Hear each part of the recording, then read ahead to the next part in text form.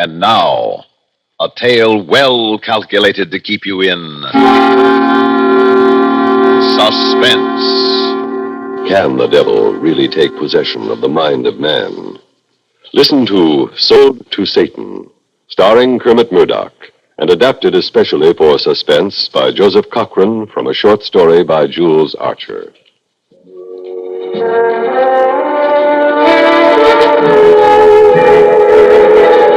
Just for the record, I'm not Frank Weinglass, president of the Figurette firm. And yet, I'm a significant part of him. I'm sure Frank's dimly conscious of me, but he wrote in his diary, I believe every man must carry a personal Satan caged deep within himself. A subtle, compelling force that suggests mad ideas, wrong ideas, irresistible ideas. That's Frank's estimate of me. On my own behalf, I'd say I'm keener than Frank in understanding what is inevitable and telling him so at once. And I do have my mischievous comic side, as Frank discovered that evening at the exclusive Hampton Club, where the members for the most part believe that silence is golden. Confound it, man. Must you make so much noise with that ice? Oh, sorry, Colonel Dover. All right, let's see. Frank wasn't a bit sorry, and I got the message. I waited and let Frank remind himself that Colonel Dover had the annoying habit of glaring over the top of his newspaper at anyone who made the slightest sound. At the right moment, I made my move. Frank, can you imagine what would happen to this sacred silence if we gave the Colonel the hot foot? After the third scotch, Frank agreed it was a hilarious idea. He got up, walked over to the Colonel, and stopped, pretending to tie his shoe. He lit the match and got back to his chair. We waited. Fire! Great Scott! My foot is on fire! Blasted it! If I knew what bounder did that, I'd have him expelled. He would... Steward!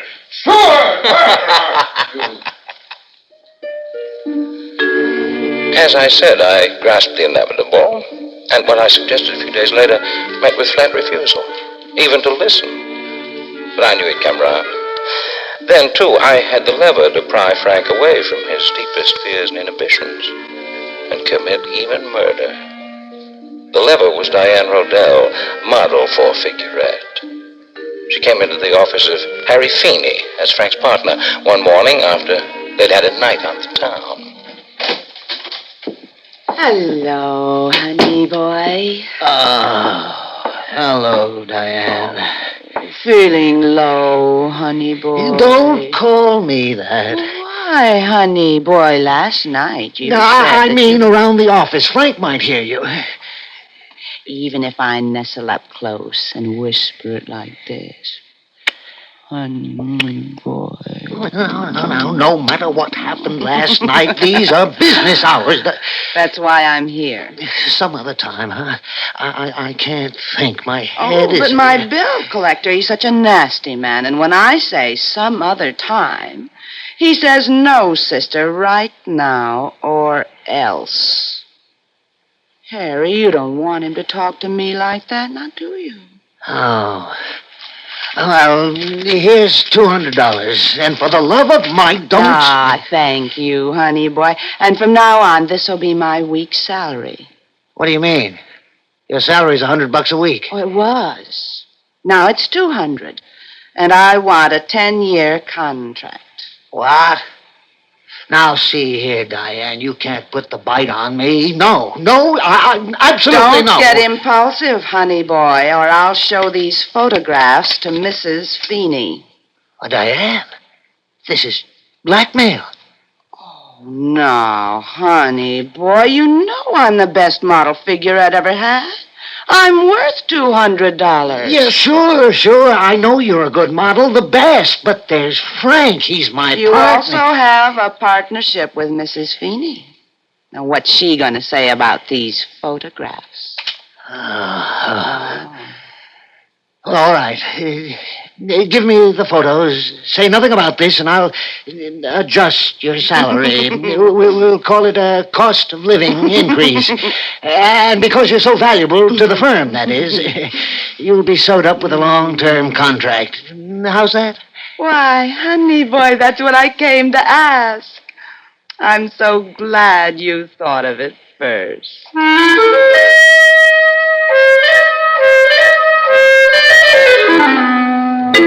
Harry, are you bats? $200 a week. And a 10-year contract. But why? Has she got something on you? Take a look at these photos. She hinted that Agnes might like to see them. No doubt she would. Well, it's your funeral. And then it's all right? We give her the 200? You pay the extra 100. Firm isn't paying for your night clubbing with Diane, with pictures. All right, Frank. Don't get mad now. Did you get the negatives? Well, no. You see, Diane's got them in a vault. She says they're her contract insurance. Harry, you're a fool. We didn't need your wife's money to expand the firm. I'd call the police, have her arrested for extortion.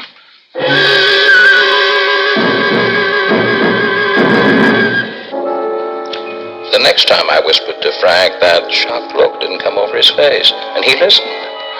But this time I was able to add, for Doug's sake, to the word murder. Douglas Wineglass was Frank's adopted son. The attachment was even stronger than I realized. Doug handled the firm's advertising. He was a shy boy, 24, who walked with a limp caused by a knee infection when he was a child. This morning he limped into Frank's office, and he was bustling with suppressed excitement. Dad, I've got to talk to you. Oh, come in, Doug, come in. Looks as if you had something on your mind. Dad, you're going to become a father-in-law. Son. Oh, that's fine. Really it is. Why, being a father-in-law is pretty close to being a grandfather. Now, who's going to make an honest man of you? She's the girl who makes millions of women buy figurette undergarments. Do you mean Diane Rodell? Dad, I didn't expect that tone from you, just because she's a model. Doug, isn't it possible you've let yourself be carried away? I know how it is, a beautiful girl like Diane. Now, don't say anything against her, Dad. She's the sweetest, most sincere, and modest girl I've ever known. I love her, and we're going to be married. Doug, think this over. For a lot of reasons. Give me one. Just one. Well, all right. Ask yourself why Diane, with her looks and her glamour, wants to marry a kid like you who's lame in one leg. I've heard enough, Dad. Nothing you can say will interest me. Not after that. Oh, Doug, come back. I didn't mean it.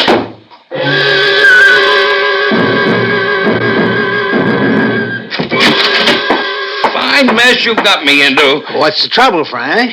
Doug just told me he's going to marry Diane. Yes, I know. Sweetest, most decent girl he ever knew. Frank, you didn't tell him about... No, because it wouldn't do any good. The only way I can convince him is with those photos. Let me have them. I burned them. Well, then you've got to tell Doug. I can't. Diane's way ahead of you. What do you mean? She phoned and said if I ever told Doug anything to hurt her chances, she'd send the photos to my wife in the next mail. Frank, Agnes would throw me out. And if she did, I wouldn't have a dime. What a partner you turned out to be.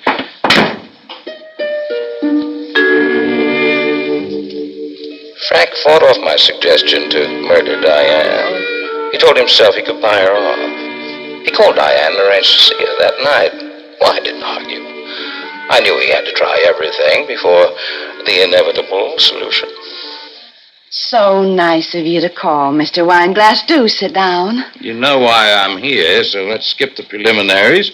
Get down to the price. What's your half of figurette worth? $60,000. Let's not play foxy with each other. My source of information tells me it's worth $150,000. The same for Harry Feeney.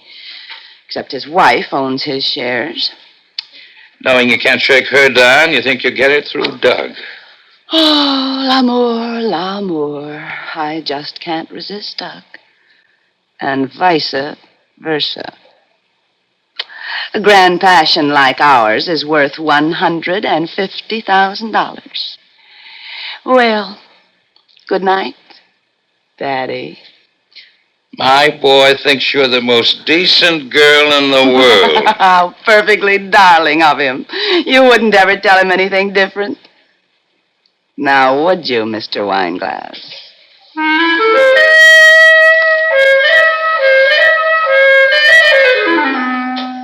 All right, Frank. You've tried everything, but there's no other way. With careful planning, I think we can open Doug's eyes and work it so Harry Feeney would take the rap. He's around your neck. You despise him. You could kill two birds with one stone. What do you say, Frank? I kept him tossing all night with the details. The first step, of course, was to undo the harm with Doug. Well, that was taken care of first thing in the morning. You wanted to see me? If it's about Diane, you may as well save your breath. Doug, I'd appreciate it a lot if you'd forget what I said yesterday. I behaved like an old fool. I guess I was touchy about being left in the dark until it happened. Oh, sure, Dad. I understand. I'd have told you sooner, only I wasn't sure she'd have me. To tell you the truth, I wasn't sure about my game leg either. Well, I'm glad she didn't let that stand in the way. She's a wonderful girl. Now, do you think Diane could bear up if I sent you on a business trip? Where do I go and when'll I be back? Oh, you'd leave in the morning for the National Convention of Garment Workers in San Francisco. You'd be gone about 10 days.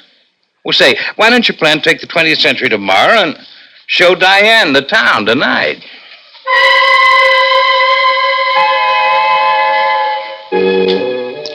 Step number one was easy. Doug softened up and out of town for 10 days. Diane out of her apartment for the night. Step number two consists of your alibi, Frank. We'd better put it through a test run. And at the same time, set up the motive for the forthcoming trial of the People versus Harry Feeney, your partner. Everything hinged on the timing. So promptly at 9:02, we were at the Hampton Club. Colonel Dover's face was buried in the newspaper, as usual.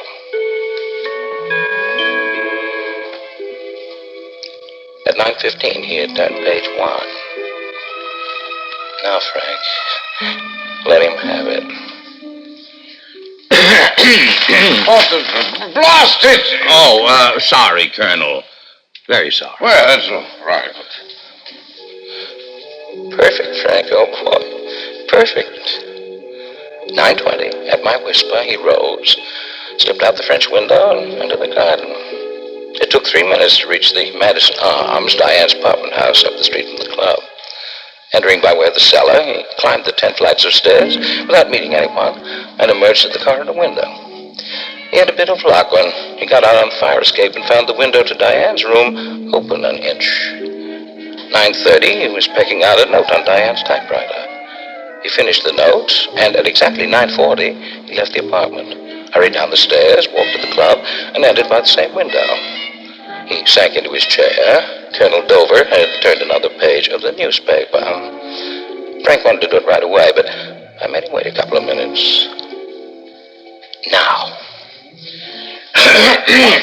Now, confound it, sir. Must you clear that infernal throat every 2 minutes? Oh, sorry.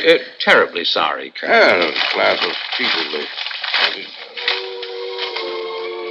The run-through was perfect. Frank was elated. I told him the plan was foolproof. Frank, the only thing that can trip you up is nerves. So now relax, get some sleep. I reminded him to mail the letter he had typed on Diane's stationery. The reaction to that didn't take long. Oh, Frank, listen, what am I going to do? Look at this letter I got this morning. What am I going to do? Well, how do I know that you tell me what it's all about? Well, here, read it. Harry, honey boy. Honey boy, good gracious. I'm afraid the time has come. I need a little extra money. Let's make it $25,000. You can bring it to my apartment tonight at 9:45 sharp. Don't telephone any excuses, or I'll stroll down to the mailbox. $25,000. She writes as if it were petty cash. P.S. Bring it all in cash, please. I can't raise $2,500, let alone what she's asking. Frank, you couldn't see your way clear to let me have it, huh?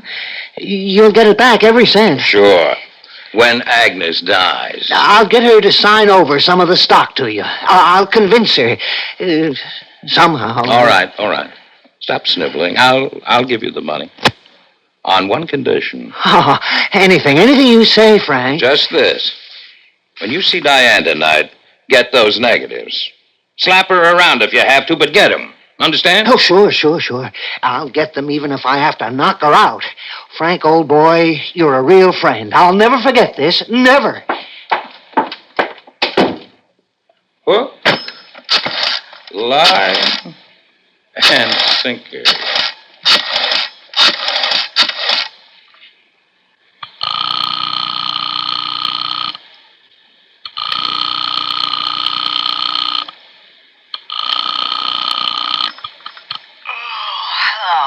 Hello, Diane. Frank Wineglass. Well, do you have to get a girl out of bed so early in the morning? I'm calling for Harry.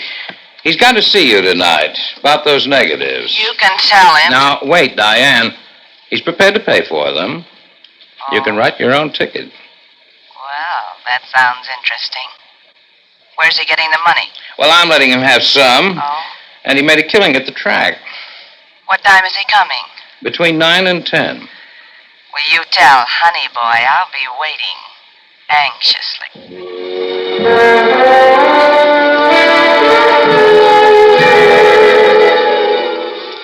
Frank was on edge, so I made him wait in the club a full 5 minutes more. He felt his pocket for the murder weapon, one of Harry's scarves taken from the office hall tree. According to schedule, it would be wrapped around Diane's beautiful neck at 9:37. Frank slipped out by way of the French window and made his way to Diane's apartment. No need to climb the steps this time. She was anxiously waiting for her honey boy. Come right on. Oh, it's you. I thought Harry was coming. Well, you know how Agnes is. He couldn't get away. So he sent me with the money. How much? He told me I could name the price. Have you got it with you? If you have the negatives. I've got them. You see them when I get the money. How much? 150 grand. That's what I figured it'd be. It'll break Harry, but, that's his funeral. Sure you want to count it, but you'll find it's all there. 100, two. Oh, you big bum, there's nothing but blank paper here.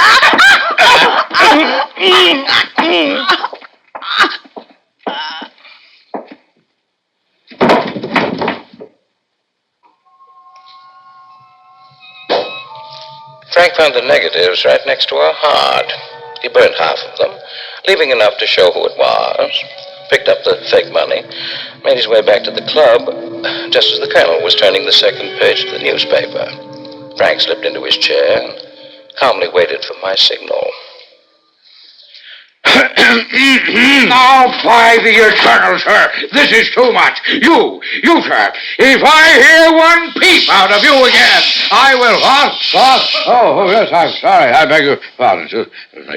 One peep, sir, and I will complain to the steward, sir, and demand your expulsion. I'm dreadfully sorry, Colonel. I promise you it won't happen again, sir. Yes, well, see that it doesn't, sir. Oh, by the way, Colonel. Oh, what now? May I ask a favor? My watch reads 9:20. It stopped. When I entered the club, it was 9:15. Well, it is exactly 9:52. Now, sir, may I go back to my paper? Thank you. 9:52. Only 3 minutes off schedule. We allowed a 5-minute margin for error. Not bad. Diane dead, Doug in San Francisco, and to make it perfect, Harry has promptly let himself in by the door that you left unlocked. He'll reel back and leave his fingerprints all over the place. He'll rush out without noticing the burnt negatives of the scarf, and he'll be frantic until he finds you. Mr. Wineglass, telephone call for you. I'll plug it in. Oh, thank you. Hello? Frank, I've been trying to get you all evening. I'm in an awful mess. You've got to help me. Oh, what's the matter? Didn't the meeting with Diane work out? Didn't you get the negatives? Well, that's just it. I haven't been able to get away from Agnes. What? When I was finally able to sneak out to call Diane and tell her I was stuck, she didn't answer.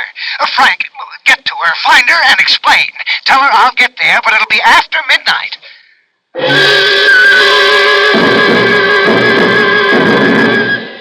I saw Frank go white. If Harry was home until after midnight, they couldn't pin the murder on him. I called on Frank to be calm, reminded him that if they couldn't pin it on Harry, they couldn't pin it on him either. Besides, the main purpose had been accomplished. Diane wouldn't marry Doug. I told him to go home, get some sleep. Early in the morning, he was awakened by the doorbell ringing. And when he opened the door, he saw an officer. Sorry to disturb you, Mr. Wineglass, but they want to see you at the station. Oh, what's the trouble? Diane Rodell, a model in your employ, has been murdered. Diane? Oh, I see. They want me to give any information I can. Do they suspect anyone? Hate to be the one to tell you, but they're holding Douglas Wineglass. Oh, that's impossible. He's in San Francisco. He was to take a train, but stayed in the city until the last minute, decided to take a plane. He phoned the police from her apartment. We found him holding some burnt negatives. He didn't deny the murder. He just kept saying he didn't want to live any longer. Get me down to the station as fast as you can. Well, I'll clear this up in no time. All right, the car's waiting. I whispered, Frank, don't be a fool. The boy doesn't mean that much to you. He didn't even hear me. Maybe I didn't know the real Frank Wineglass after all. Maybe Frank was willing to pay with his life just to prove me wrong for once. So long, Frank. I won't be taking this trip with you. You double-crossed me at the last.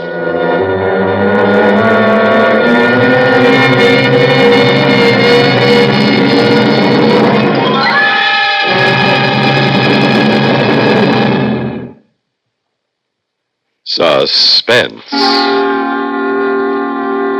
You have been listening to Sold to Satan, starring Kermit Murdoch, and adapted especially for Suspense by Joseph Cochran from a short story by Jules Archer.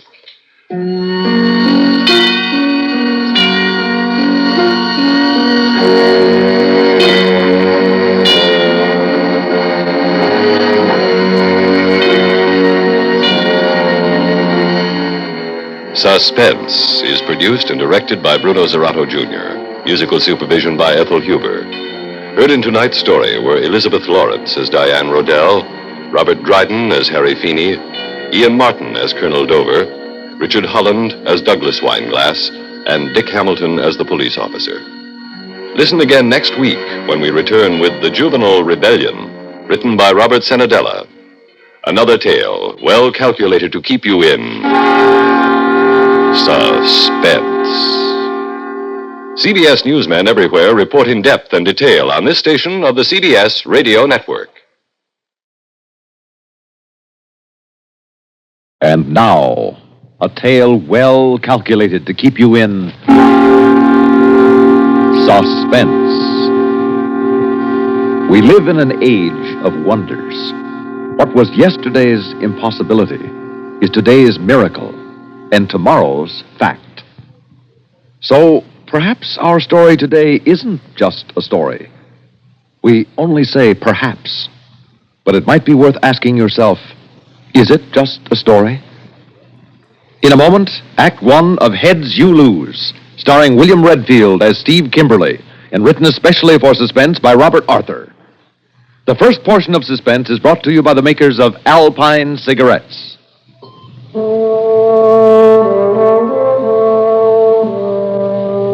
What's it like to smoke an Alpine? Well, it's like many fresh, light-hearted things you enjoy. It's like the splash of an oar on a quiet lake, like the sight of a flag rippling in the wind, the way the air suddenly cools during a summer rain. That's what it's like to smoke an Alpine. It's nothing at all like the sort of smoking you may be used to. Alpine gives you a fresh, high-spirited sort of smoke, a hearty, even exhilarating kind of taste. If this sounds good to you, try Alpine filter cigarettes. There's something more to smoking with an Alpine cigarette.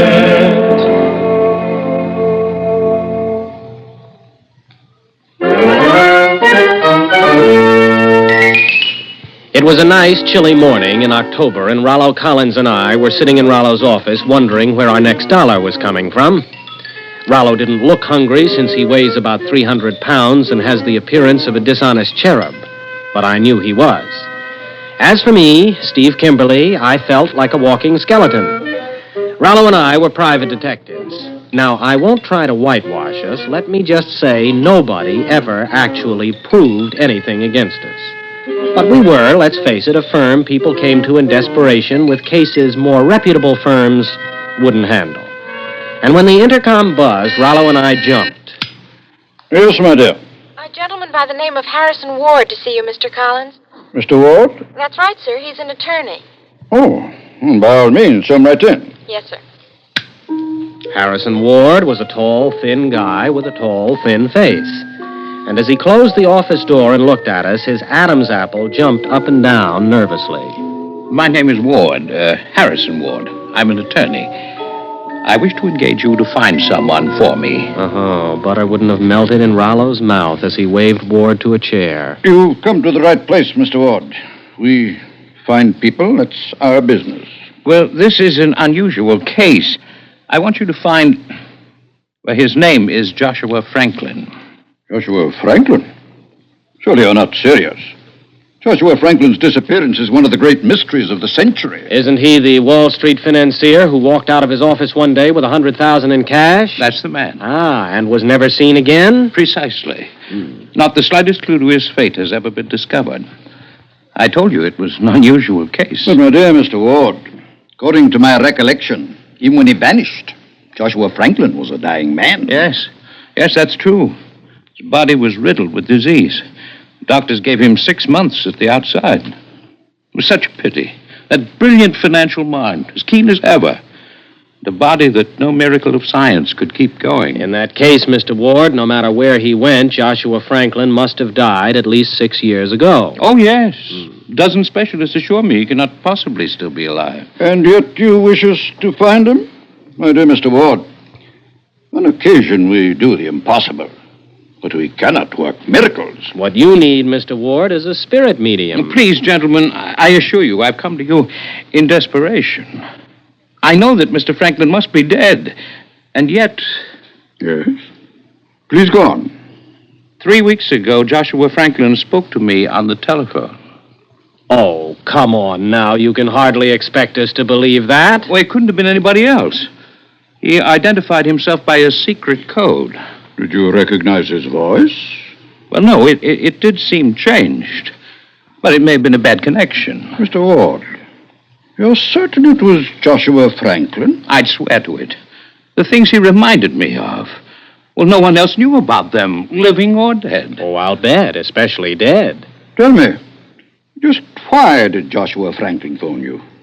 He instructed me to sell 10,000 shares of Universal Mining stock, which he owned. Did he say why? He promised to explain later, but he never called again. Probably St. Peter wouldn't let him slip out to use the telephone. Steve. Mr. Ward, think carefully. Was it a long-distance call? What else could it have been, Rollo? Very long distance. I think it was a local call. But with this new direct dialing, it's so hard to tell. But, Mr. Ward, we are forced to believe that Joshua Franklin is still alive, in or near this city.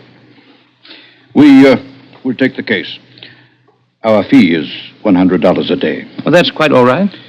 In addition, we would expect to collect the reward originally offered. $100,000 if we find him alive, and $50,000 if we find him dead. So, at last, we had a case, finding a missing millionaire who had been dead 7 years. Harrison Ward gave us a $500 advance and left. My own starting point was that mysterious phone call in the order to sell 10,000 shares of Universal Mining stock. I went to a stockbroker friend. He told me the unexpected sale had created a small panic in Universal Mining. Somebody usually makes money off such panics. My friend came up with a name. The name of an individual who had sold Universal Mining short just before the panic and made about $20,000. The man was an amateur, not an experienced Wall Street operator. I did some checking on the fellow and then reported back to Rollo Collins. You say his name is Green. Dawson Green? Mm-hmm. Don't place it. But somehow it's familiar. Professor Lawson Green, Ph.D., FRCS, and a lot of other initials. About 10 years ago, he was a professor of neurosurgery at a big medical college. You say he was. What happened? Well, he got mixed up in some kind of scandal, something to do with some rather radical experiments he was making, and he resigned. Since then, he's been living all alone out in the suburbs. And you think he made that telephone call and hoaxed our legal friend, Harrison Ward? Oh, Rollo, I think he did. He's the only one who cashed in on the deal. Curious, Steve. Curious.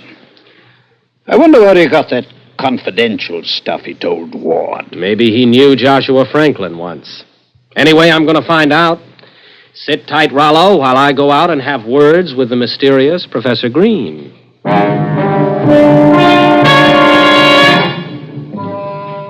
Professor Green's place turned out to be a big stone house set back in a grove of trees and surrounded by a heavy wire fence. Obviously, he liked solitude. I drove into the local village and asked some questions. It turned out the professor had bought the place 7 years before and put in a lot of curious machinery. With him, he'd had a white-haired man he called his brother. Only the brother had never been seen again. Yeah.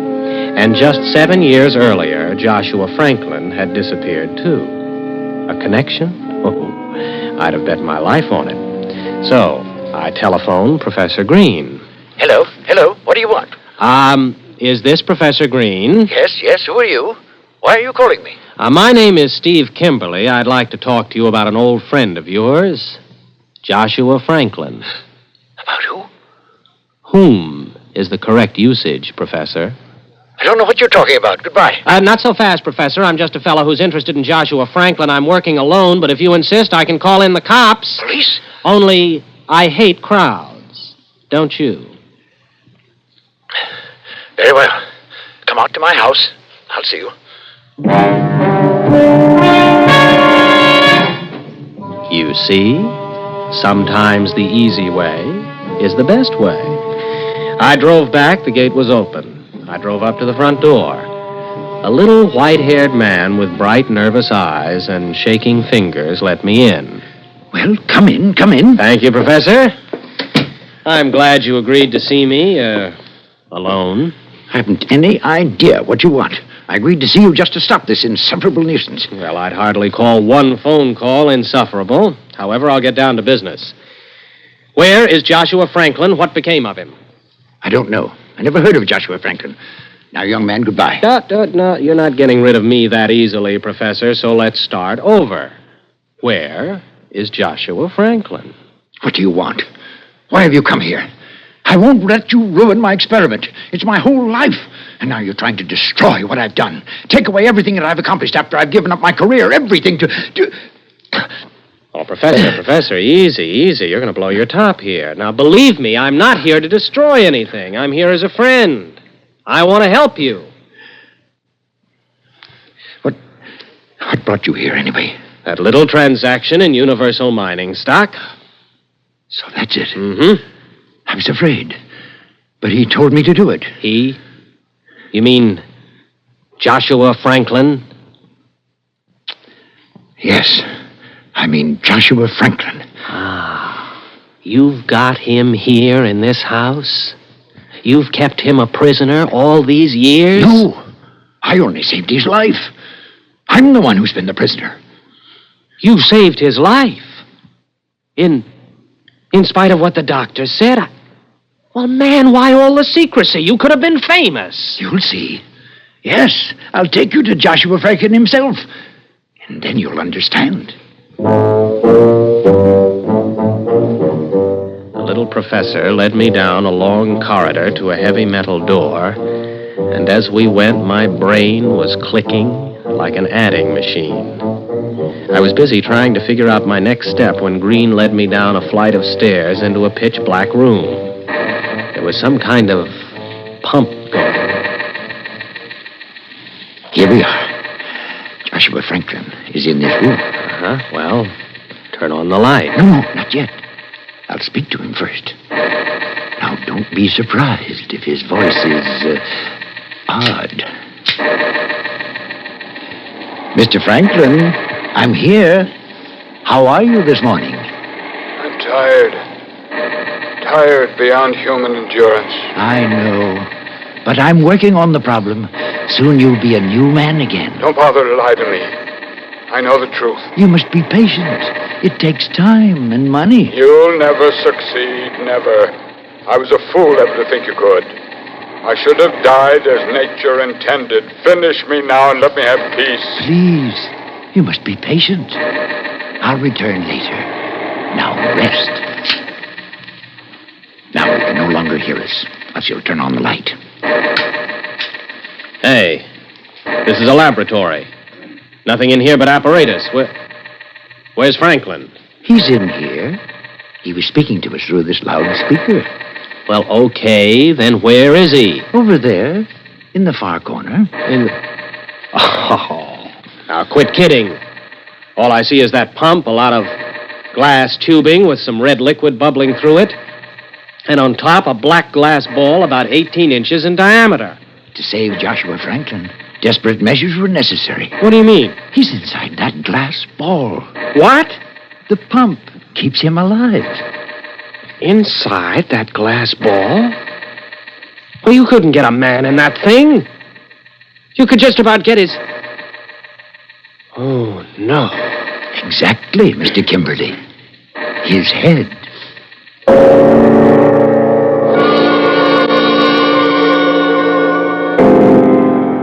I believed him. I had to believe him. We went back upstairs and talked. Green told me how he'd been experimenting with animals, gone too far, and got fired. Then how Joshua Franklin had come to him. You see, he had heard an exaggerated account of my experiments. He offered me $100,000 to give him a new body. Put his head on a new body? Exactly. I told him I couldn't do it. He insisted. He was dying and he was frantic. So, I agreed. Knowing all the time you couldn't? Not then, no. But I hoped that someday I could. So, we came here, and I performed the operation. I discarded the disease-ridden body. I placed the healthy head inside the glass, where it's kept alive by a circulating nutrient fluid. Oh, but the details don't matter. All these years, I've struggled in secret, afraid that if the world knew, I'd be called a monster and put in jail. And now it's all for nothing. Nothing. You found me out. You'll call the police. Now, Professor, take it easy. You've got it all wrong. I'm here to help you. Help me? How? Well, for one thing, I'm going to be your business manager. I don't understand. Now, look, you need assistance, a big laboratory. With those, you might succeed yet in learning how to join Franklin's head to another healthy body. Oh, yes. Yes, I could. I'm sure of it. Oh, but it would take so much money. That's just it. That'll be my job. Now, downstairs in that lab, you have one of the smartest minds that ever operated on Wall Street. We'll use it to plot stock market operations that will net us millions. That universal mining deal was just penny ante stuff. Oh, but it won't work. He won't cooperate. That's all right. Let me argue with him. Maybe I'm more persuasive than you are. I'll talk to him now. Alone.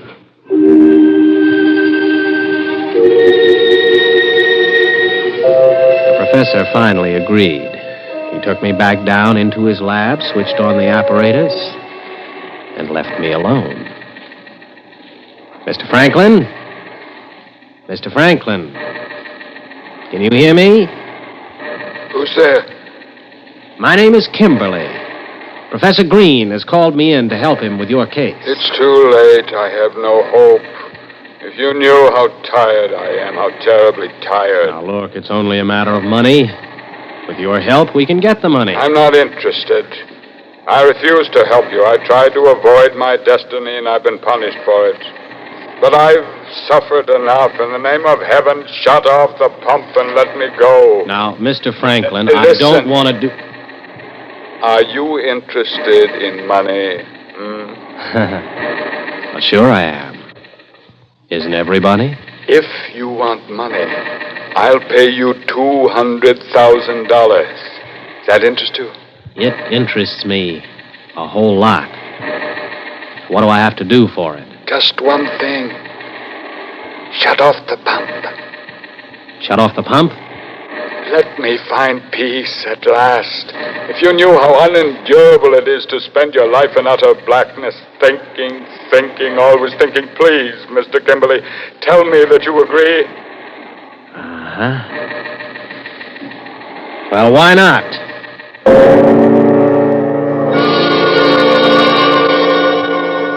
Now, maybe you've guessed I hadn't any intention of going through with the deal. But I let him talk, and this is how he explained it to me. His lawyer, Ward, had the key to a safe deposit box, but didn't know what was in it. We arranged I was to phone Ward, put the phone in front of the speaker, and that way Franklin could talk to him like he had before. So I did it.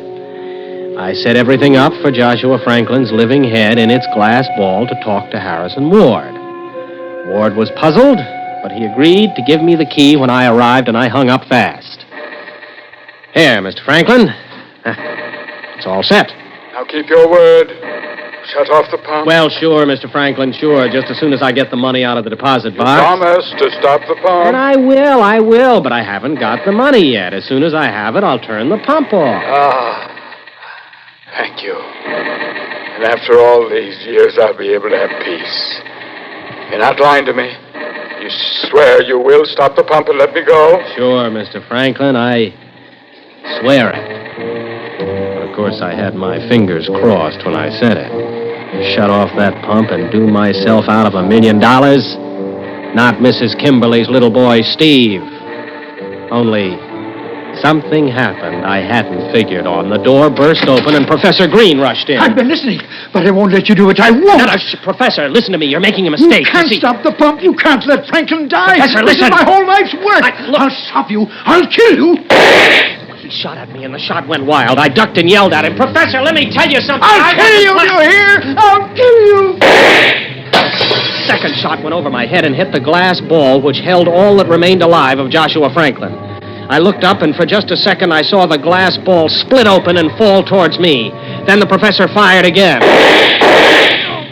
This time, both bullets hit me somewhere in the chest or stomach, and that was the last thing I knew as I dived into a pool of darkness 1,000,000 miles deep.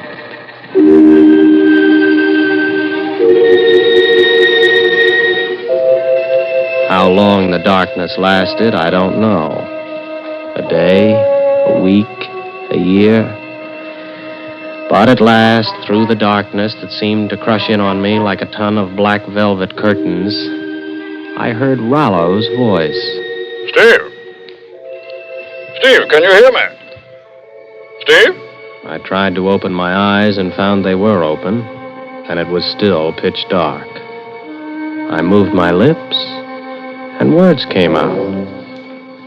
Rollo, I hear you. Oh, that's fine, Steve. That's fine. I was worried about you. Where am I? What happened? I remember Green shooting me, then... One question at a time, Steve. As for where you are, you're in Washington, D.C. In Washington? In a secret room down in the basement of a certain hospital, Steve, my friend.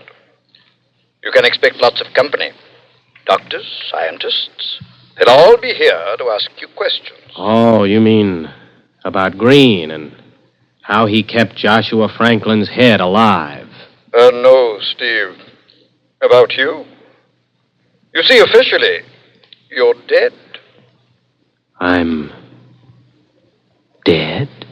You had a very nice funeral in Lawnwood Cemetery. What are you talking about? Why does your voice sound so funny? Because you're hearing it through a special hookup. You see, Steve, when you didn't come back, I called on Professor Green. After he killed you, he cracked up completely. But not before he'd done one thing. Not before he'd saved your life. The same way he saved Joshua Franklin. No. It's not true. I'm afraid it is. Listen. That's the pump that keeps you alive. The government is taking care of you now, Steve. You're the top secret hush-hush project. But you should feel pretty good. You're immortal now. You're going to live forever in your little glass jar.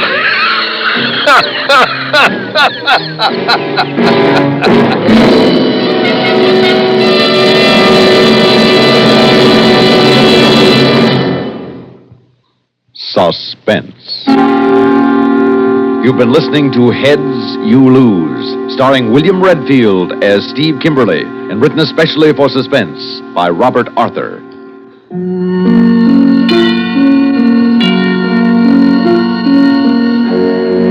Suspense is produced and directed by Bruno Zerato Jr., music supervision by Ethel Huber. Featured in tonight's story were Raymond Edward Johnson as Joshua Franklin, Melville Ruick as Professor Green, Santos Ortega as Rollo Collins, Kermit Murdoch as Harrison Ward, and Jimsy Summers as the secretary.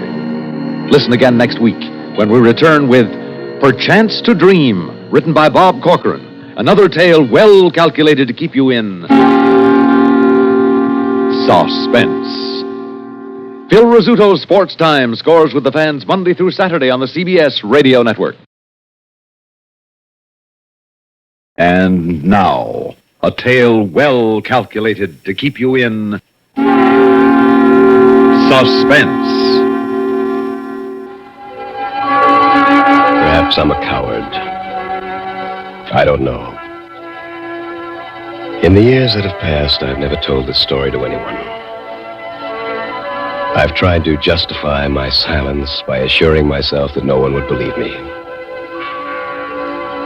But sometimes I feel the guilt. Sometimes I feel it so strongly that I could run out into the street, stop the first man I see, and tell him everything about the White House with the yellow shutters and the small brown chimneys. But then I think, why frighten him? Better that he go on believing that life is real. Life is earnest. And the grave is not its goal. The Second Door, starring and written especially for Suspense by Robert Reddick. Some time ago, I made arrangements to rent a completely isolated house in the northwestern part of the country. The last leg of the journey there was made in an old station wagon. It was very late at night when we arrived, and I instructed the man who drove it to let me off at the entrance to the long driveway, as I wanted to walk up to the house alone. With a heavy suitcase in each hand, I started up the long, gentle slope toward the house. At a point, perhaps 30 or 40 yards on, the road turned sharply to the left, and up ahead it seemed there must have been a patch where the foliage of the overhanging trees grew less thickly together. For amid the utter darkness, a thin, eerie beam of light filtered down, and in it there appeared to be some sort of a shape. I had the impression that what I saw up ahead in this driveway in the middle of nowhere was a woman in a bright red dress, seated imperturbably in a chair. And suddenly, after I'd taken but a few steps further, this thing that I had been watching moved, definitely, clearly. For an instant, I thought an animal, but whatever it was remained in the filtering of light and continued to move back and forth in a slow, rhythmic pattern, in the sort of to and fro motion that one might set up in a rocking chair. Hello? Hello? Who is that up there? I strained my eyes to bring some sense of detail to this apparition, but incredibly, with each step I took toward it in the darkness, the dimmer it became. Until inconceivably, when I finally arrived at the spot where it should have been the brightest, there was total darkness. And there was nothing there. Nothing but the unmistakable sound of a rocking chair. Rocking back and forth. Back and forth. Back and forth. After a few minutes, the sound of that squeaking chair slowly faded away, and I made my way onto the house, where I lay awake through the night trying to find some reasonable explanation. As soon as it was daylight, I went back to that spot on the driveway where I found nothing to make the matter more understandable. And suddenly, quite distinctly, there was the sound of a man's voice calling out to me. Hello there! And quite nearby, a man stepped abruptly out onto the driveway, having come apparently along a footpath leading through the Well, I woods. see you're an early riser, too. Lovely time of the day to walk about. My name's Ederly. Howard Ederly. I thought as long as we were going to be neighbors that I'd... Neighbors? Yes, I assume you've taken over the Lonergan place. Well, yes, I have. Well, I have the place just north of you. Well, it was made perfectly clear there wasn't another house around here for miles. Oh, that's true enough, except for mine. Originally, you see, it was sort of a gatehouse, but it was cut off, remodeled, and sold to me. When was this? This is our 7th year. Of course, we use it only in the summer. We? Yes, my daughter and I. Would you care to walk back with me to my house? I'd like you to meet Marilla. Tell me something, Mr. Ederly. Your daughter. Yes? Does she own a bright red dress? What a curious question. Nonetheless, I wish you'd answer it. Well, I'm afraid I don't know. Why, do you have a preference for women in red dresses? By no means. Do you have a rocking chair, Mr. Ederly? A what? A rocking chair. You're pulling my leg, aren't you? No, not at all. Do you have one? Well, yes. Yes, we do have a rocking chair. The Ederly house was a one-story building, white with yellow shutters and 2 small brown chimneys. It sat in the center of a moderate-sized clearing. The surface of this clearing was made up entirely of rock, actually of one enormous rock whose top was flat as a sidewalk and level with the surrounding earth. Marilla! Yes, Father? We have a visitor. Hello. We thought we heard someone drive up last night. Oh, this is Mr. Saunders, my daughter Marilla. How do you do? It's a pleasure, Mr. Saunders. You have no idea how much. It was strange how attracted this girl and I were to each other from the very first. There was nothing precisely in what she said that would indicate how she felt, but there was something unmistakable in her attitude, her manner, in the expression in her eyes. How long do you plan to be staying up here, Mr. Saunders? Well, just until I unwind a little, maybe a month or so. Curiously, the only chair in the room was the rocker that Mr. Ederly had said he owned. I took a step toward it. No, I wouldn't sit there, Mr. Saunders. Oh, really? Why not? Well, Yes? Well, it's a little unstable. Some of the rungs are loose. Oh, I see. It seems rather old. That chair belonged to my mother. She died last year. My father's sentimental about it. I hesitated to mention it. Well, Marilla, have you prepared that breakfast for me? Yes, it's in the kitchen. Well, then I suggest I get to it. Why don't you and Mr. Saunders take a stroll about and get to know each other? Shall we? I'll be working when you get back. Oh, what sort of work do you do, Mr. Ederly? Dr. Ederly. Oh, really? Of what? Medicine? Oh, hardly. Of philosophy. Oh, now let's go. You two can chat another time. Doctor? See you later, Mr. Saunders. Don't you think you'll be a little chilly? Oh, do you think so? Well, I'll get a jacket. Through the window, I could see her open the closet. And there, hanging in plain sight, was a bright red dress. I said nothing to her about it, hoping that in some way she'd get around to mentioning it, or at least let something drop that would help explain what I'd seen in the driveway. But she didn't. We strolled about for some time, and she spoke only of inconsequentialities. And when I asked her something specific about her background, she would respond with a non sequitur or direct my attention to some flower or passing bird. But with all, her attitude remained warm and friendly. I might even say inviting. And despite everything, I felt myself being more and more drawn to her. At one point, I couldn't resist the impulse to reach out for her hands. Don't touch me. What? Please. Well, I don't understand. Why should... Don't come any closer. Marilla, what is it? We'd better go back now. What's the matter with you? Nothing. I'm perfectly all right.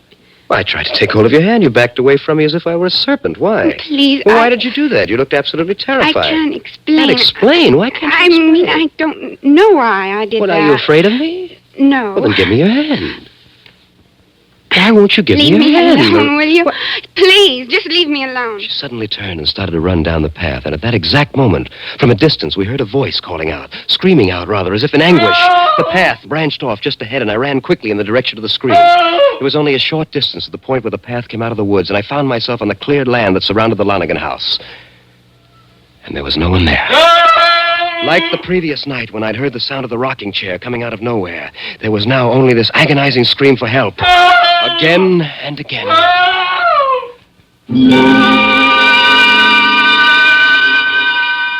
Like before, the sound eventually faded away, but not before I had the distinct impression that what I had been listening to was the voice of Dr. Ederle. I started back toward his house, but this time circuitously. To make certain that I wasn't seen, I approached from the rear of the house. And then, keeping low, I scurried up to a partly open window. Marilla and Dr. Ederle were inside. It was your suggestion that I walk with him in the woods. If you How could I know that you were going to behave like an infatuated adolescent? Of course he was going to touch you.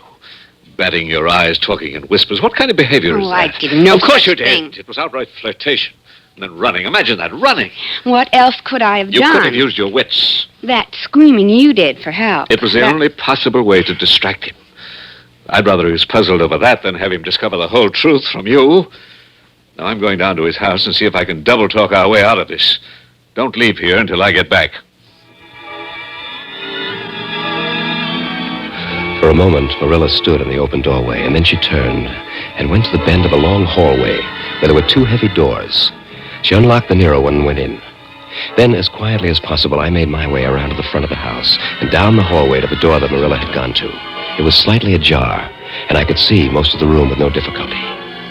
At one side, there was an enormous workbench completely strewn over with an infinite assortment of tools and electronic equipment. There were wires, tubes, lights, and meters.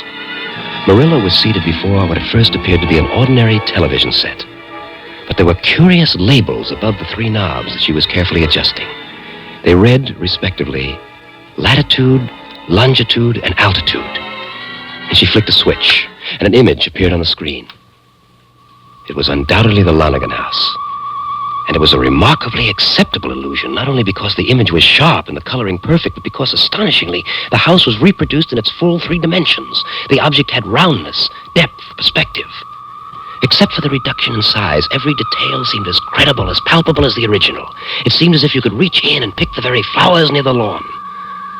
I stood for a time watching this, fascinated by it, until Dr. Ederle came into view, crossing the lawn, approaching the porch. Oh, Mr. Saunders! Mr. Saunders, are you at home? His voice was entirely free of the usual amplification sound of electronic speakers. It was as clear as the miniature image of him that walked up to the door and knocked. And getting no answer, he went back toward the woods. At this point, Marilla must have heard me move slightly, for she suddenly turned, and in one motion she clicked off the set and came to her feet. Frank, That device, did he invent that? You mustn't stay here. He's coming right back. Well, there doesn't even seem to be an electronic speaker in that thing. Are there cameras, microphones, or does he merely twist those knobs? Oh, if he finds out that you've seen Well, it... why is he keeping this a secret? It's not perfected.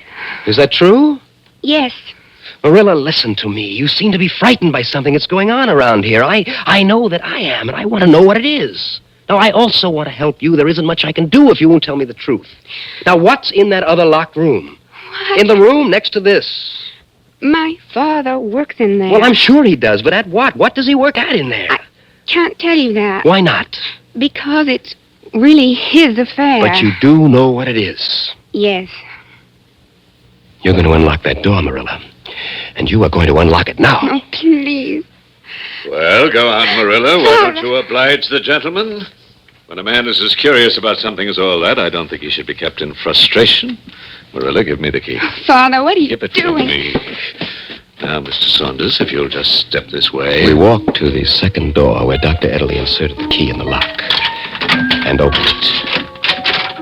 I looked into a very small room, the floor, walls, and ceiling of which were made entirely of frosted glass. And there was nothing else. It was empty. On the outside of the door, there was a panel, which he slid aside to reveal 3 knobs like the others I had seen, similarly labeled latitude, longitude, and altitude. Actually, Mr. Saunders, there are microscopic perforations in the glass to admit air. Now, would you be good enough to give me the name of a place some distance away? A place? Anywhere you choose, anywhere on Earth. Someplace I would like to see? No, Mr. Saunders. Someplace you'd like to be. I had no intention of stepping inside Dr. Ederle's glass cubicle, but I was curious to see what might appear on the screens.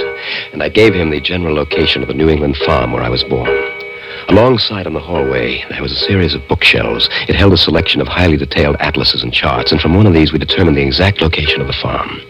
Then he carefully adjusted the knobs. I watched from the doorway as the glass began to glow with colored light. And then, suddenly before me, what was for all the world an actual pasture. Trees and sky, flowers and grass, and in the distance a barn with a silo leaning like the Tower of Pisa. That barn, I played there when I was a child. Involuntarily, I must have taken a step toward it, for I heard Marilla's voice. Don't go in there. Be quiet. I turned around and I saw that Dr. Ederle had a gun in his hand. Stay where you are. Enjoy yourself. Play in the barn again, Mr. Saunders. And now I was completely engulfed in this farmland scene. It was astonishing. It was as if I were a very part of it. If I had somehow awakened here, never having seen those blank glass walls, I would have completely believed that I was standing in this open countryside. Where'd you come from, mister? I turned. I saw a farmer standing what seemed to be about 10 yards away.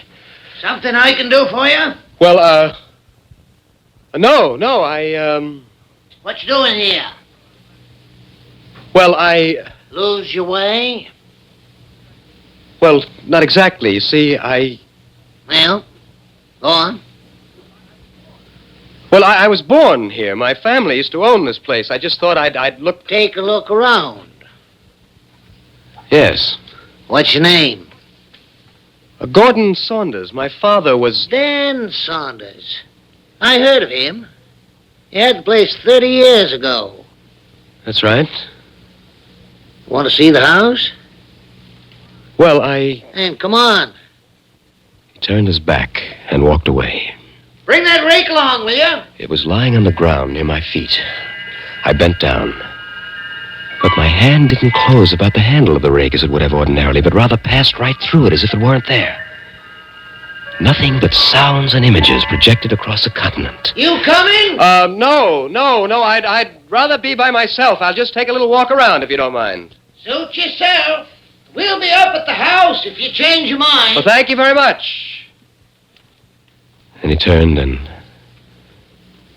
walked further away. He went on. Then suddenly there was the sound of a key, and the door opened back into Dr. Ederle's hallway.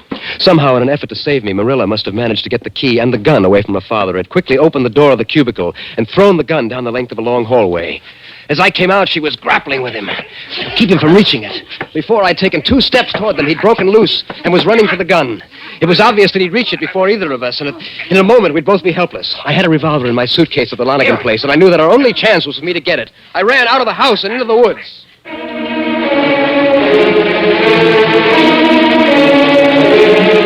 I got the gun and rushed back with it toward their house. I stopped just short of the clearing. I walked carefully to the edge. The white house with the yellow shutters and the 2 small brown chimneys was no more. It had vanished completely. Not a trace of it.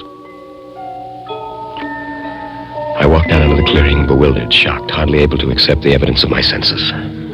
How do you know, Mr. Saunders, that all of life is not an illusion?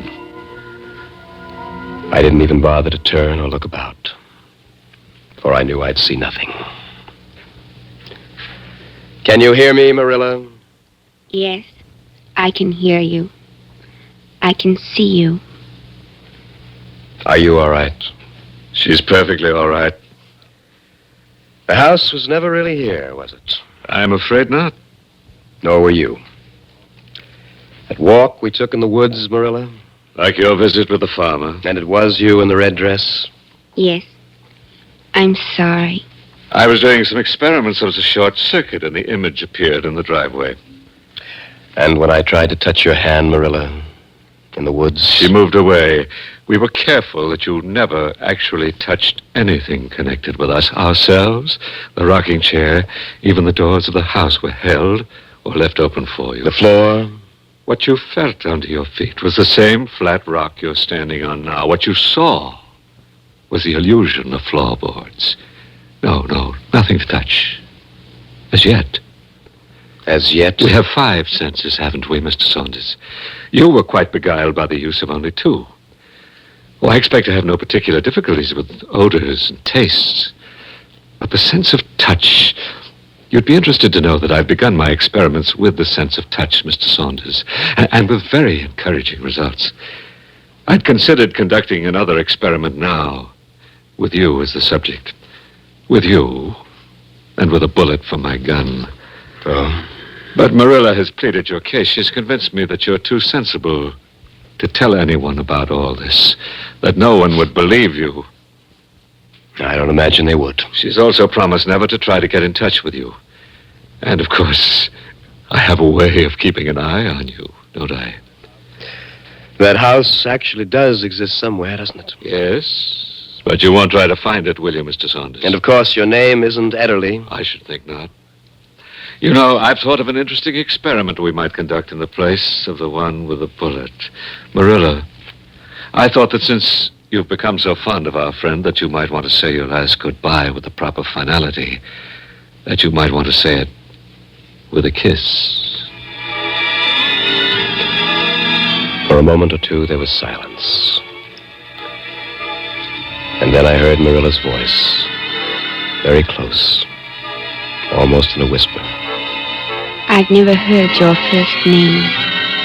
Would you tell it to me now? It's Gordon. Goodbye, Gordon. And then I felt Marilla's lips on mine. Gently. A tender pressure that lingered on my lips for a moment. And then was gone. And now, Mr. Saunders, now that I have given you your life, would you tell me in return if you felt Marilla's kiss? Yes, I did. Clearly, unmistakably. It was in every sense the kiss of a lovely woman. Except... Yes, except what? That it was cold, Doctor. Cold as death.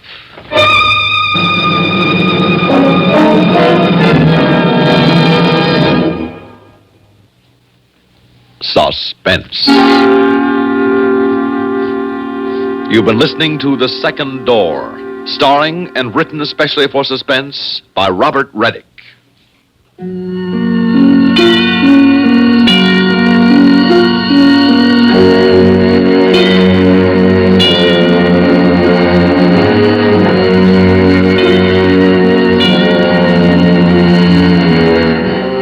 Suspense is produced and directed by Bruno Zerato Jr. Music supervision by Ethel Huber. Sound patterns by Walter Otto. Heard in tonight's story were Barbara Cassar as Marilla, Paul McGrath as Dr. Ederle, and Bob Dryden as the farmer. This is Stuart Metz speaking.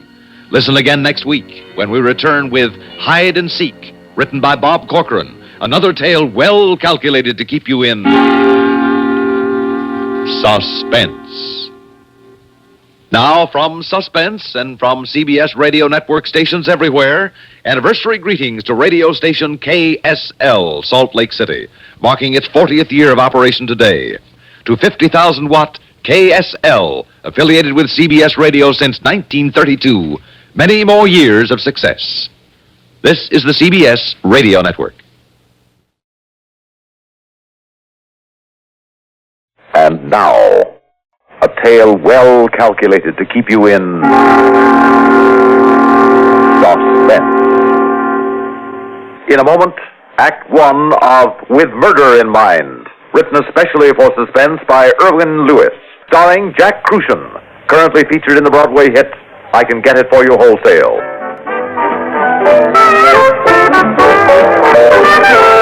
Are you ready, Anton? Yes, my darling. Oh, good. And Anton, don't go too far. Lately you... Please, please.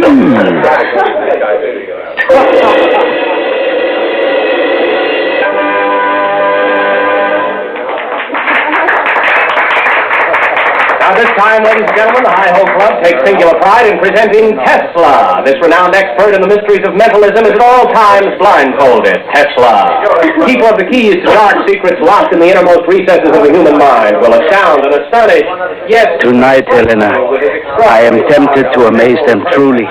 Suppose Anton, no.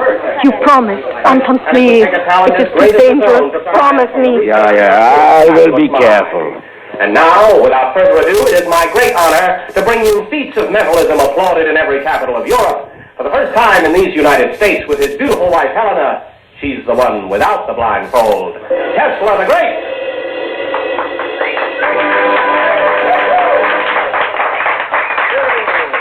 Ladies and gentlemen, as I pass among you, hold up any objects you wish and concentrate on them. Tesla, blindfolded on the stage, will attempt to learn what those objects are. Are you ready, Tesla? I am ready. This gentleman is holding up something that belongs to his wife. Can you tell me what it is, Tesla? It is something she wears, is it not? That is right. And what is it? It is a fur piece. A stole. Mink, I believe. That is right. That's pretty good. And now, a lady over here... Wait, I see more. The gentleman has not yet paid for the stole. How the blazes does he know? That will be enough, Tesla. And now, Tesla will attempt to tell me what object I have in my hand, which this lady has just given me. Tesla, do you know what it is? It is a gold charm. That is right. Now, Tesla, see if you can tell us what is inscribed on the back of this charm, something only this lady and I know. What does it say, Tesla? It says, to Ruth, with all my love. Is that right, madame? Oh, yes. Yes, that's exactly what it says. And now I see a gentleman holding a wallet. Sir. Wait, I have not yet done with the woman. I see more. No, Tesla. But yes. That is not just a charm, a little golden trinket. It means much more to Ruth. And it was given to her by a man who is not her husband. Why, that's a lie. Please, madame, please don't upset yourself. It is only Tesla's sense of humor. I see nothing funny in it. Please forgive him. Now, sir, if you will hand me your wallet. Yes, thank you. How could he know? Will you How could anyone know? and tell me It happened years ago, and he's dead. It's impossible for anybody to know about the charm except me. And I haven't told a living soul. How could he know? Over. It has the initials RLS. Thank you and good night, ladies and gentlemen.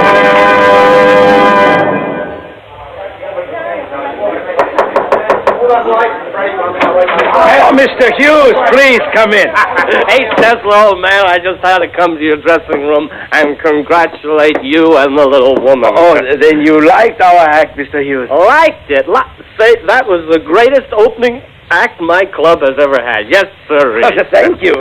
Say, listen, I'm having a little party at my place later just to celebrate, and I want you and Mrs. Tesla as guests of ours. Oh, well, we will be very happy. No, thank you, Mr. Hughes. Now, if you will excuse me, I must change. Oh, yeah, sure. Well, I gotta get myself another drink. I gotta get lots of drinks. I got a lot of celebrating to do. Yeah. So long. Bye. Helena, you were very rude to Mr. Hughes. I have never known you to be rude before. I can't worry about Mr. Hughes. It is you I am worried about. I do not understand. I've warned you so many times. You must be careful. Careful. Oh. They must never become suspicious.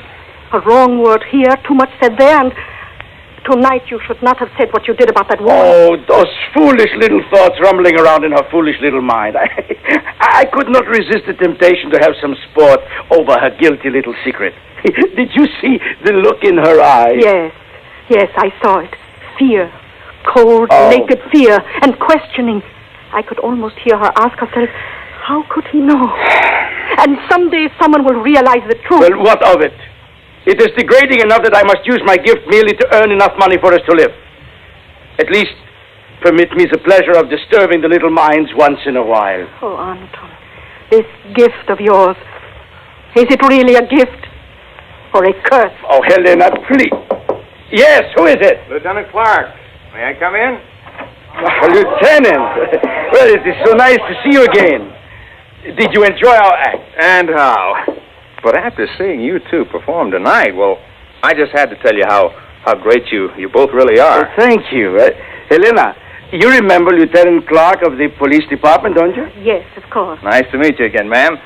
You see, Mr. Tesla, I've made quite a study of mind-reading acts, codes, and systems and things, and, well, frankly, you've got me stumped. I don't know how you do it. Well, it is very simple, Lieutenant. I read minds. Well, I can almost believe it. Lieutenant, I believe you are thinking that I am putting on an act even now off stage. Please, be assured of one thing. It is not an act.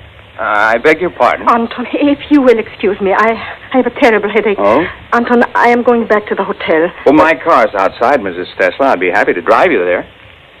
That won't be necessary, thank you. We're staying in the hotel across the street. Well, you better take an umbrella. It's raining pretty heavily. I don't mind the rain. Don't be long, Anton. No, I will join you in a few moments, Helena, as soon as I change. Please, be careful. Don't let your gift be a curse, Anton. Good night, Mrs. Tesla. Hope to see you again. Goodbye, Lieutenant. Your wife's a beautiful woman, Mr. Tesla. Yeah. You've been married long? 5 years. 5 years. I am ready to leave now. Would you care to join me for a drink before you return to your hotel? Well, that is an excellent idea, Lieutenant. Thank you. It's my pleasure. Something? You wouldn't consider, No, I guess you wouldn't. No, Lieutenant, you should have known better than to ask. You cannot expect me to reveal my secrets to you.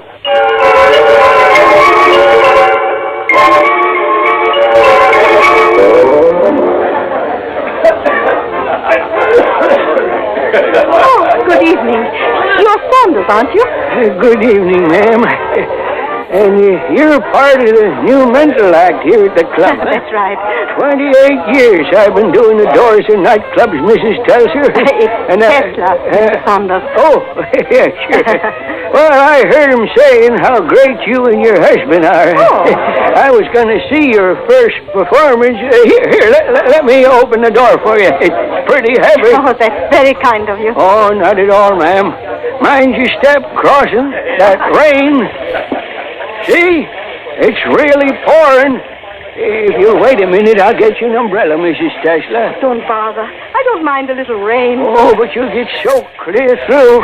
Please, I have the umbrella right over here. I'll get it for you. No, honestly, Saunders, I don't want it. I like to walk in the rain. I like the feeling. And besides, it's not far to the hotel. Well, if you say so, Mrs. Tesla. But be careful crossing the street now. Some of those cars come shooting around the corner like crazy. I'll be careful. Good night, Saunders. Good night, ma'am. If you don't mind, Mr. Tesla, we can have the drink at your hotel. There's a nice bar there. All right, Lieutenant. We may as well cut across through the stage door. It's shorter.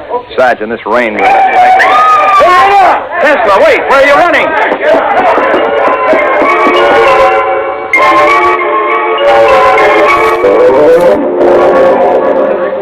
What happened? Oh, it's terrible, Lieutenant, terrible. I opened the stage door for her, and she went out into the rain. I asked her if she wanted my umbrella, but she said, no, thanks. I turned to go back into the club when I heard brakes squealing, and she screamed. I ran across the street, and and she was lying on the ground with the rain pouring down. Next thing I knew, he come running out and pushed me away. He's like a madman. Who? What's his name?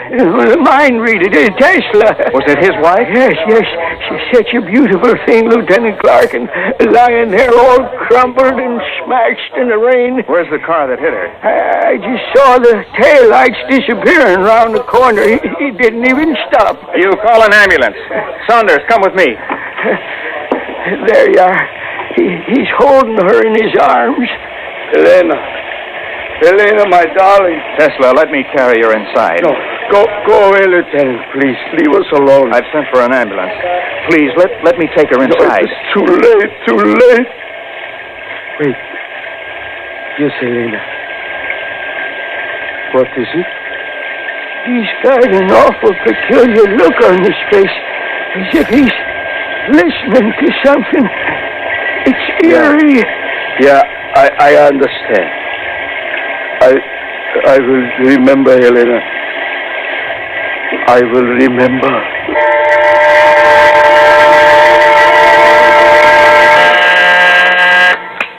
Yes, what is it, Sam? Man here to see you, Lieutenant. Name's Anton Tesla. Have him come in.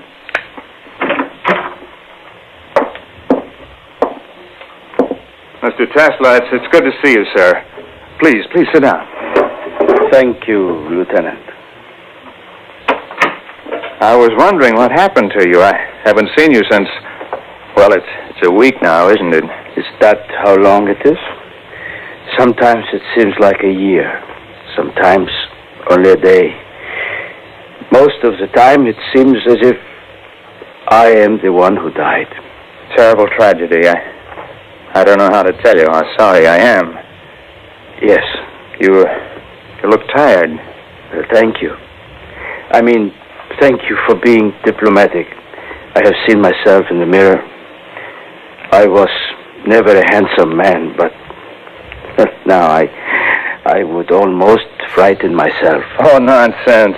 Shave and some fresh clothes and you'll be a new man. If there's anything I can do... You can find the man who murdered my wife. Murdered? You're not saying it was deliberate, are you? He left her lying in the street and fled like a murderer. He killed her in cold blood, whether it was deliberate or not. Well, we're doing all we can. But you must realize we have nothing to go on. Oh. No one saw your wife hit by the car. When the stage doorman Saunders came running out, all he could see was the tail lights of the car. It was dark and raining heavily. He couldn't tell what kind of a car it was, or its color or model. Lieutenant, it was a white convertible. How can you possibly know that? You do not believe me? What would you say if I told you I know every thought you have at this very moment? How would you feel if I proved I could delve into your mind and dredge up every good and foul thing you have ever been thinking back to the very beginning of your existence? Mr. Tesla, please. I know you're under a strain. Don't excite yourself. Do not worry, Lieutenant. I will not try to prove it to you. And do you know why? Because then you would fear me as all must fear and hate someone who knows their most innermost thoughts. Now, I have told you the model and color of the car. How can I act on information? Then the fender. It was damaged, I believe. The right fender. Investigate. And if you will not do anything, then I must. I'm obliged to advise you against acting on your own. No.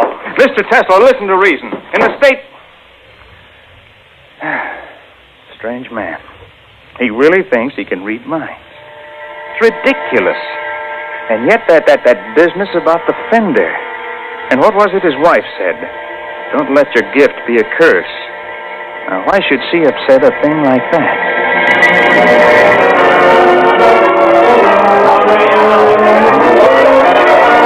Saunders! Saunders, wake up! I was just dozing. Oh, Mr. Tesla, I didn't recognize you. Oh, you remember me, huh? Oh, yes, of course, sir. May I say how sorry I am about the accident last week? It was you? Oh, you're hurting my arm. I must know. When you heard the crash that night and ran outside, what did you see? I told the police everything. Tell me. Mr. Tesla, I saw your wife lying in the street. And the car. Did you see the car? Only the tail lights as you turned the corner. You're lying. You saw more. No, I know you did, but I cannot make it out. Now, what else did you see? nothing. I swear it. I saw nothing else. There is something else you saw. Think now. What else did you see? Please, Mr. Tesla, my arm. Think. Why are you looking at me so funny? I must not find out about Joe. Joe? I don't know what you... Parking lot attendant. Thank you, Saunders.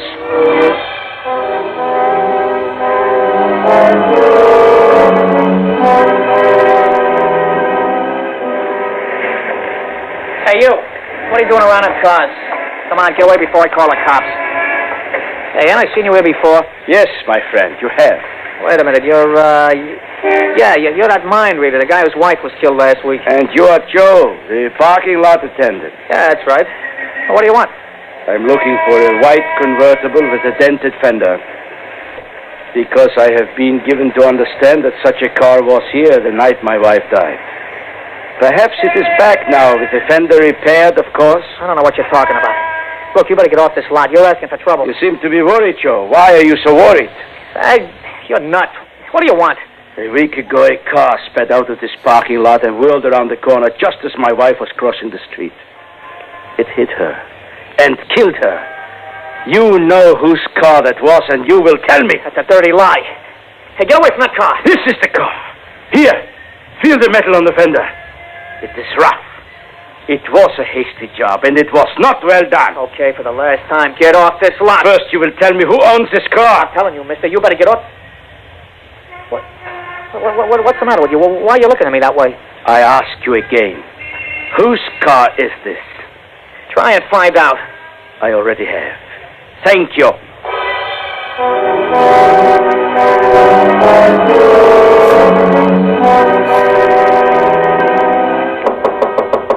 Come in. Oh, Mr. Tesla, I'm glad to see you. I was worried about you. I tell you what, I was just checking my books. I'll put them away. We can go out to the bar, have a drink. Hey, why are you locking the door? Sit down, Mr. Hughes. I want to talk with you. What Sit about? down! I have been looking for the man who murdered my wife. Murder? Oh, it was a horrible thing. A frightful accident. Not an accident. Murder. Oh, no. No, it was an accident. Everybody knows It was that. murder.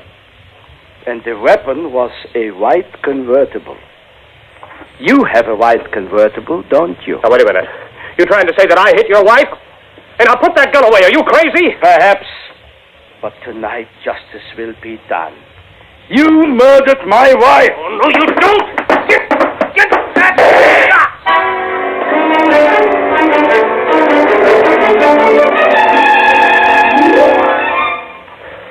After that, Lieutenant, I could see he'd made up his mind to shoot me. I jumped him, trying to defend myself. We struggled, the gun went off, and I called you. That's the whole story. All right, Mr. Hughes. Better sit down. You look like you're ready to collapse. Thank you. Oh, what an experience. He must have been crazy. How does it look, Doctor? Not very good, Lieutenant. I'm going to call an ambulance, but I don't think he'll make it to the hospital. Tesla? Can you hear me? Lieutenant Clark. Why did you try to kill Hughes? He murdered my wife. No, he didn't.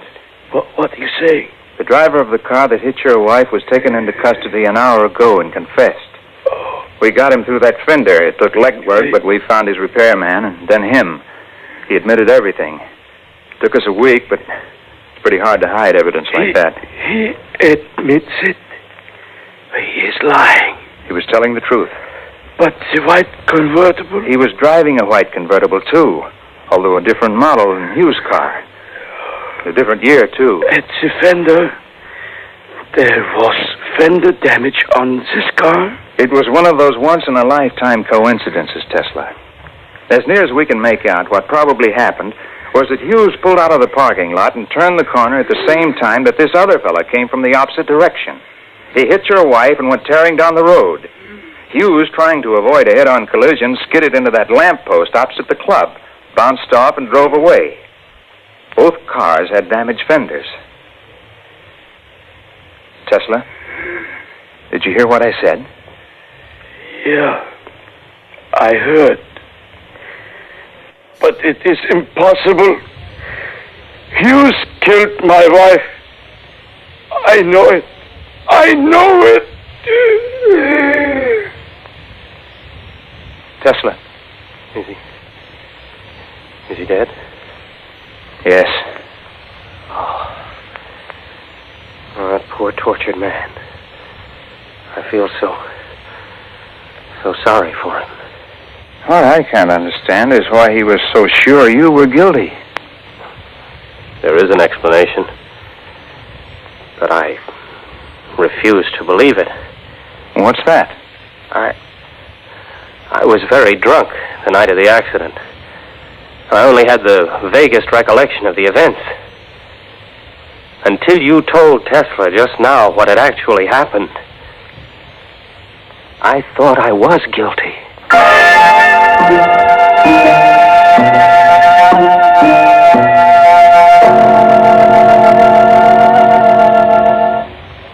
Suspense.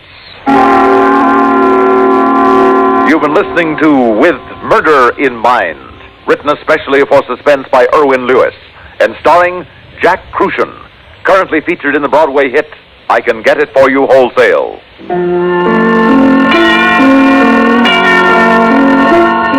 Suspense is produced and directed by Fred Hendrickson. Music supervision by Ethel Huber. Heard in tonight's story were Bryna Rayburn, Billy Redfield, Jim Bowles, Gilbert Mack, Jack Grimes, Rennie Santoni, and Jane Ward. Sound patterns by Walter Otto. This is Stuart Metz speaking. Next week, another tale well calculated to keep you in suspense.